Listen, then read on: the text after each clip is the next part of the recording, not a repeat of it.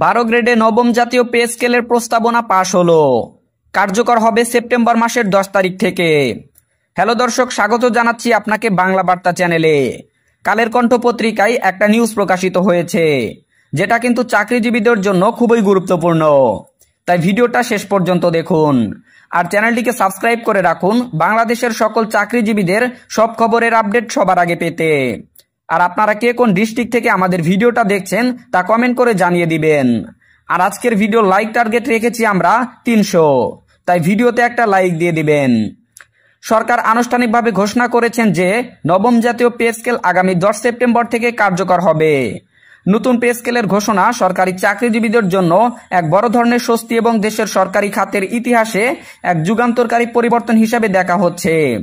এই ঘোষণার সঙ্গে প্রকাশিত হয়েছে নতুন বেতন ও ভাতার বিস্তারিত গ্রেড কাঠামো, যেখানে মোট 12টি গ্রেডের বেতন ও ভাতার হার পূর্ণ নির্ধারণ করা হয়েছে।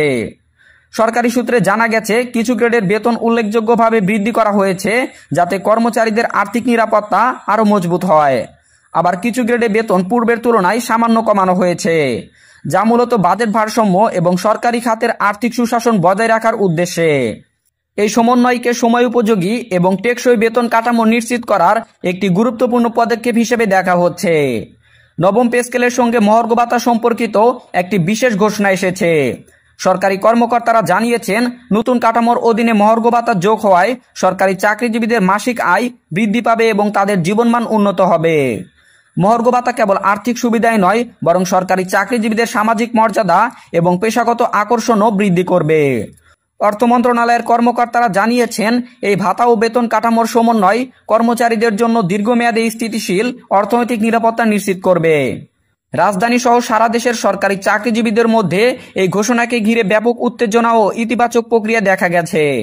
বিভিন্ন মন্ত্রণালয়ের কর্মচারীরা জানিয়েছেন, নতুন বেতন কাঠামো কার্যকর হলে তাদের মাসিক আয় এবং ভাতার সুবিধা অনেকটাই বৃদ্ধি পাবে।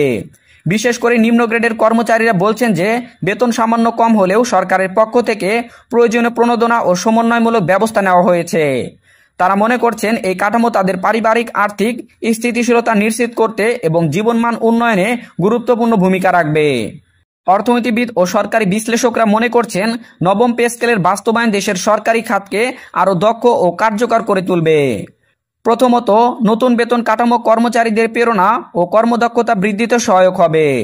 দ্বিতীয়ত, মহার্ঘ ভাতা সংযোজনের ফলে সরকারি খাতে প্রতিযোগিতা ও দক্ষতা বৃদ্ধি পাবে। তৃতীয়ত, নতুন কাঠামো দীর্ঘমেয়াদী বাজেট পরিকল্পনাকে আরও সুসংগঠিত করবে। তারা মনে করছেন, সরকারি চাকরিজীবীদের মাসিক আয় বৃদ্ধি পাওয়ায় অভ্যন্তরীণ বাজারে ক্রয় ক্ষমতা বাড়বে, যা দেশের অর্থনীতির উপরও ইতিবাচক প্রভাব ফেলবে। গ্যাজেটে প্রকাশিত প্রতিবেদনে উল্লেখ করা হয়েছে যে নতুন পে স্কেলের অধীনে প্রতিটি গ্রেড বেতন, ভাতা এবং প্রণোদনা স্পষ্টভাবে নির্ধারণ করা হয়েছে। যে গ্রেডগুলোতে বেতন বৃদ্ধি হয়েছে সেখানে কর্মচারীরা নতুন প্রণোদনা পাবেন। এছাড়া যে গ্রেডগুলোতে বেতন সামান্য কমানো হয়েছে সেগুলোর জন্য অতিরিক্ত ভাতা ও সহায়ক সুবিধা নিশ্চিত করা হয়েছে। অর্থাৎ কোনো কর্মচারী আর্থিকভাবে ক্ষতিগ্রস্ত হবেন না। অর্থ মন্ত্রণালয় এবং জনপ্রশাসন মন্ত্রণালয়ের কর্মকর্তারা জানিয়েছেন, নবম পে স্কেল কেবল বর্তমান সময়ের জন্য নয়, বরং দীর্ঘমেয়াদী সরকার খাত সংস্কার এবং অর্থনৈতিক স্থিতিশীলতা নিশ্চিত করার অংশ।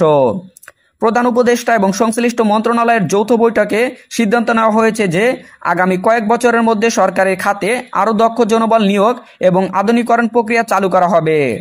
এই পদক্ষেপগুলোর লক্ষ্য হচ্ছে সরকারি খাতকে আরও গঠনমূলক ও স্বচ্ছ করে তোলা। নবম পে স্কেল এবং মহার্ঘ ভাতা সংক্রান্ত সরকারের এই সিদ্ধান্ত সরকারি খাতে এক নতুন দিগন্তের সূচনা করবে। 10 সেপ্টেম্বর থেকে কার্যকর হওয়া নতুন কাঠামো সরকারি চাকরিজীবীদের জন্য স্থিতিশীল আর্থিক নিরাপত্তা নিশ্চিত করবে এবং সরকারি খাতের দক্ষতা ও কার্যকারিতা বৃদ্ধি করবে।